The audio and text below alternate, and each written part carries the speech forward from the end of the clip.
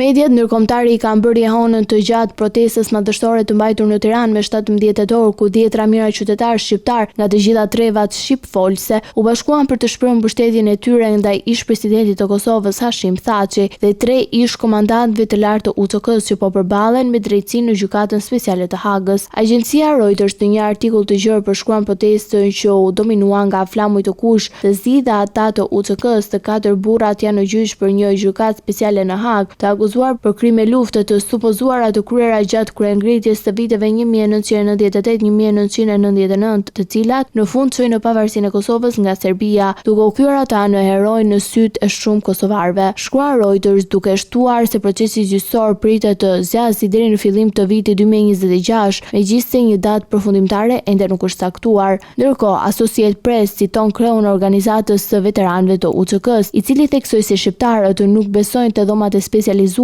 duke i cilësuar proceset e Hagës si të ardhme dhe të padrejta. Edhe The Washington Post i ka kushtuar hapësirën botës duke raportuar se protestues nga Kosova dhe vende të tjera europiane mbushin sheshin Skënderbej në Tiranë për të kërkuar drejtësinë për ish-drejtuesit arratosur të UÇK-s. Në të njëjtën linjë, New York Post shkruan se më shumë prej 500 mbanin flamuj kombëtar shqiptar të UÇK-s, ndërsa The Telegraph përshkruan protestën si një tubi masiv dhe paqësor që zhvilloi në thirrjet liri për çlirimtarët. Kjo jehon ndërkombëtare e protestës në Tiranë dëshmon se çështja e ish-krerëve të UÇK-s mbetet një temë me ndjeshmëri të lartë jo vetëm për shqiptarët, por edhe për opinionin publik ndërkombëtar që po ndjek vëmendje në procesin gjyqësor ndaj tyre.